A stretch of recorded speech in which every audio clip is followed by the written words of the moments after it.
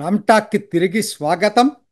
యోగి ఆదిత్యనాథ్ 2017లో అధికారంకి వచ్చిన తర్వాత నేరస్తుల్ని ఎలా పరిగెత్తించాడంటే పరిగెత్తి పరిగెత్తి అసలు ఏ విధంగా వాళ్ళు భయపడిపోయి ఇతర రాష్ట్రాలకి పారిపోయారు.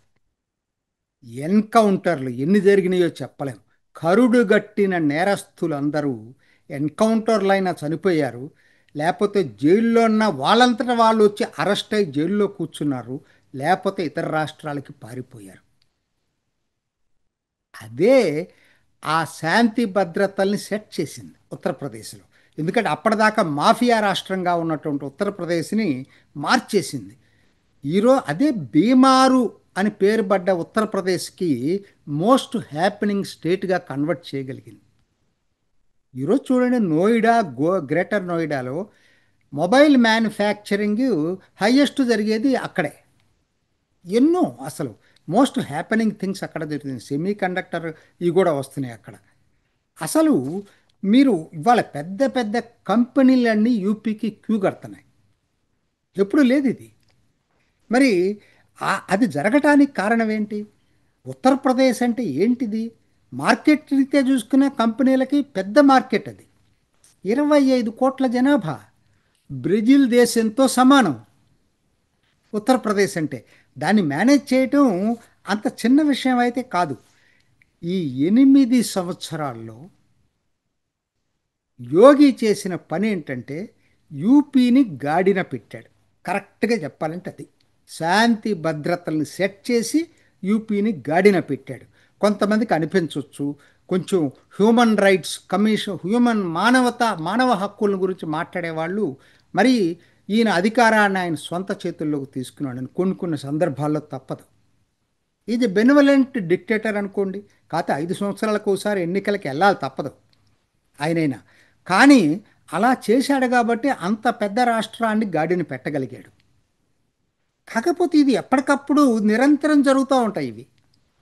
మరలా ఇప్పుడు 8 సంవత్సరాల తర్వాత ఇవాళ తిరిగి మళ్ళా ఆపరేషన్ లంగ్డా అనే పేరుతోటి మరలా నేరస్తుల వెంట గుండెల్లో రైలు పరిగెత్తిస్తున్నాడు.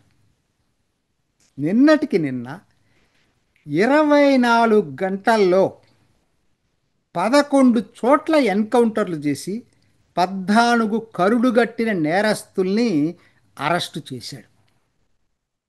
స్వచ్ఛందంగా లొంగిన వాళ్ళు ఓకే, కొంతమంది కాల్చేసి ఎదురు కాల్పులు చేసిన వాళ్ళకి ఈసారి చేసిన పని ఏంటంటే వాళ్ళని చంపలేదు, కాకపోతే వాళ్ళని కాళ్ళలో కాల్చేశారు.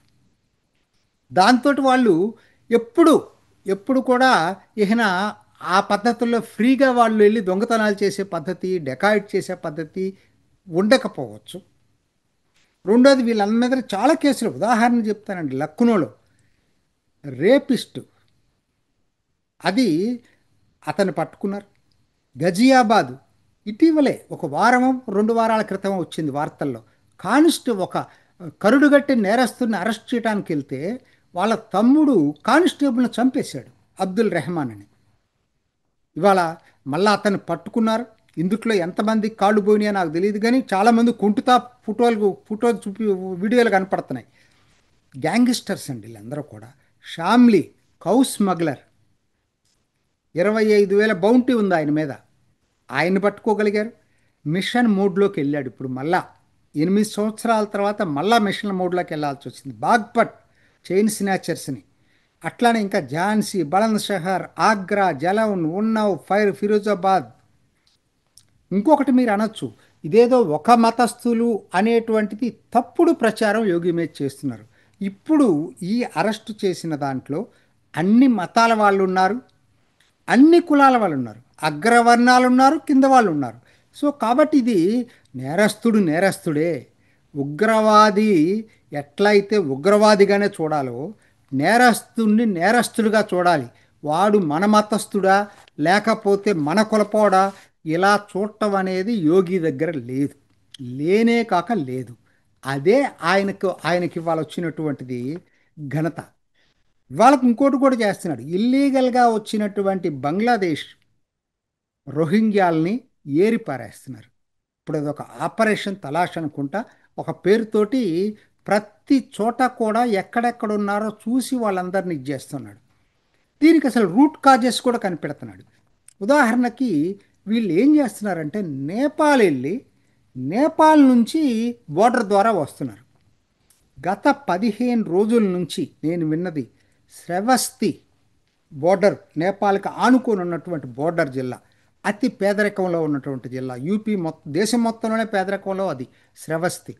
అక్కడ వాళ్ళు ఈ ఇల్లీగల్గా బంగ్లాదేశీయులు వచ్చేసి చొరబడి ఉండటమే కాకుండా అక్కడ ఏం చేస్తున్నారు, ఎందుకంటే మన బోర్డర్ లేదు కదా నేపాల్కి, డైరెక్ట్ ఏం ఫెన్సింగ్ కానీ ఏం ఉండదు కదా, వచ్చేసి వాళ్ళు మద్రసాలు పెట్టేశారు. 22 ఇల్లీగల్ మద్రసాస్ ఉన్నాయి. ఎందుకు ఈ మద్రసాల పేరు చెప్పాల్సి వస్తుందంటే వచ్చే వాళ్ళకి షెల్టర్ ఎవరో ఒకరు ఇవ్వాలి కదా, అక్కడ నుంచి అక్రమంగా తీసుకొస్తున్నారు. ఎలా ఇది మారిపోయిందంటే మద్రసాలు, పేరుకు మద్రసా, అది వచ్చిన వాళ్ళందరికీ షెల్టర్ అక్కడ ఇస్తారు. మరి ఎక్కడన్నా అంటే మళ్ళీ భయం, మిగతా వాళ్ళు షెల్టర్ ఇవ్వాలంటే వాళ్ళకి భయపడతారు కదా ప్రభుత్వానికి తెలుస్తుందని, మద్రసాల్లో షెల్టర్ ఇచ్చి అక్కడి నుంచి వేరే రాష్ట్రాలకు పంపిస్తున్నారు. హిమాచల్ ప్రదేశ్ పంపిస్తారు, జమ్మూ కాశ్మీర్ పంపిస్తారు, ఇంకొక రాష్ట్రం పంపిస్తున్నారు, రకరకాల దేశం మొత్తం పంపిస్తున్నారు. షెల్టర్ క్యాంపుల్లాగా మద్రసాలని వాడుకుంటున్నారు. దాన్ని ఇవాళ బ్రేక్ చేశాడు, మొత్తాన్ని డిమాలిష్ చేశాడు ఆ ఏరియాలో. సో రూట్ కాజ్లోకి వెళ్ళి అక్కడ ఎవరెవరు ఉన్నారో కూడా పట్టుకుంటున్నాడు. ఇది కదా, ఇట్లా శాంతి భద్రతల కోసం తను చేస్తున్నటువంటిది ఒకటి కాదు. ఇవాళ క్రైమ్ 40% తగ్గింది. ఎవరు జీరో తీసుకురాలేరు, ఏ ప్రభుత్వం తీసుకురాలేదు. అది ఒబ్బ ఈవెన్ యూరప్, అమెరికాల్లో కూడా ఎక్కడ జరగదు. 40% తగ్గించగలిగాడు. దాన్ని పోలీసు రిక్రూట్మెంటు సరిపడా చేసి పోలీసు వ్యవస్థను అధునాతనంగా చేశాడు. మోస్ట్ కాంపిటేటివ్ ఫోర్స్గా తయారు చేయగలిగాడు. అందులో మహిళల్ని రిక్రూట్ చేసుకున్నాడు చాలామందిని. సో మొత్తం ఇవాళ యూపీ, ఇవాళ యూపీని మేనేజ్ చేయటువంటి, నేను చెప్పాను కదా, ఒక దేశాన్ని మేనేజ్ చేసినటువంటిది. ఎప్పటికైనా నా వ్యక్తిగత అభిప్రాయం అయితే యూపీని కనీసం 4 ముక్కలుగా చేయిందే మాత్రం యోగి లాంటి వాళ్ళు, ప్రతి వాళ్ళు రావాలి కదా ముందు ముందు. ఇప్పుడు అందరి భయం అదే, యోగి వెళ్ళిపోతే మరి ఎవరన్నా వస్తే ఇదే పద్ధతుల్లో ఇంత కఠినంగా శాంతి భద్రతల్ని మెయింటైన్ చేయగలగటం అనేది సాధ్యం అవుతుందా అనేది. ఎందుకంటే రాష్ట్రం చాలా పద్ధతి, చెప్పాను కదా, దేశాన్ని మెయింటైన్ చేసినట్టుగా. ఇప్పుడు అదే ఎక్కడ దాకా వెళ్ళింది తెలుసా? అందరూ ఏమనుకుంటున్నారు, మోడీ తర్వాత యోగి అంటున్నారు. కానీ యూపీ ప్రజలు ఏమంటున్నారు తెలుసా? అదే గనక అయ్యేటడితే మేము అసలు ఓటు కూడా వేయం, మాకు యోగి కావాలి. ఇక్కడ కనీసం ఇంకొక 10 సంవత్సరాలు యోగి ఉత్తరప్రదేశ్ ఉంటే ఉత్తరప్రదేశ్ని పూర్తిగా నేరస్తులు లేని, పూర్తిగా నేరస్తులు లేకుండా అయితే ఉండదు కానీ అతి తక్కువ నేరస్తులు, నేరాలు జరిగేటువంటి రాష్ట్రంగా మార్చి రోల్ మోడల్గా తయారు చేయడానికి అవకాశం ఉంటుంది. అందుకని చెప్పి యూపీ ప్రజలు ఏం కోరుకుంటున్నారంటే మీరు ఇవన్నీ మీ ఎనాలసిస్లు ఆపేసేయండి, మాకు యోగి ఆదిత్యనాథ్ ఇంకో 10 సంవత్సరాలు ఉత్తరప్రదేశ్లోనే ఉండాలని కోరుకుంటున్నారు. సో ఇది అక్కడికి ఇక్కడికి ఉన్నటువంటి తేడా. అప్పుడే ఇప్పుడు మరి ఇప్పుడు ఏదైతే పెట్టుబడులు వస్తున్నాయో ఇంకో 10 సంవత్సరాలు యోగి కనుక ఉండేటట్టయితే అసలు దేశం మొత్తం మీద అతిపెద్ద జీడిపి ఉన్న రాష్ట్రంగా మారినా ఆశ్చర్యం లేదు 10 సంవత్సరాల్లో. అది ఆయన టార్గెట్ కూడా. సో అది ఇవాళ దీనికి అంతటి కారణం ఏంటి మరి? ఇది ఇంకొకటి చెప్తానండి, ఇంకొక ఉదాహరణ చెప్తాను. ఆపరేషన్ సింధూర్ టైంలో మరి అదవరికి ప్రో పాకిస్తాన్ ఎలిమెంట్స్ చాలా ఎక్కువ ఉండే ఉత్తరప్రదేశ్లో, తెలుసు అందరికి ఎందుకనేది. మరి అటువంటి ఉత్తరప్రదేశ్లో ఆపరేషన్ సింధూర్లో మిగతా రాష్ట్రాలతో పోలిస్తే సోషల్ మీడియాలో కూడా ప్రో పాకిస్తాన్ పోస్టులు బహు తక్కువ వచ్చాయి. ఎందువల్ల వచ్చింది? యోగి యోగి అనగానే భయపడిపోతున్నారు అక్కడ, అంత పెట్టే ధైర్యం కూడా చేయట్లేదు ఎవరో కూడా.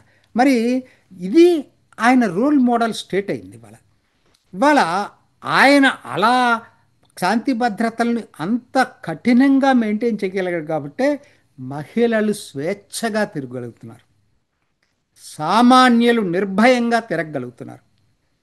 మరి దానికి ఇవాళ అందరూ ఏమనుకుంటున్నారంటే ప్రతి రాష్ట్రం కూడా ఇలా శాంతి భద్రతలు మెయింటైన్ చేస్తే మనది నేరరహిత దేశంగా తయారవుతుంది కదా.